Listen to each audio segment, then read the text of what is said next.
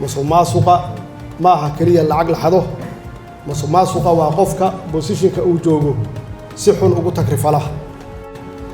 inta badan waxaa la yiraahdaa dadka musuqmaasuqa u faradhuuban ama u badan waa dadka dawladda u shaqeeya xaqiiqo ma aha waxaa ku jira ganacsatada oo haddii ay ahayd inay canshuur bixiyaan canshuurtooda qariya oo aan sheegin wixii waxbaa lagu ballamay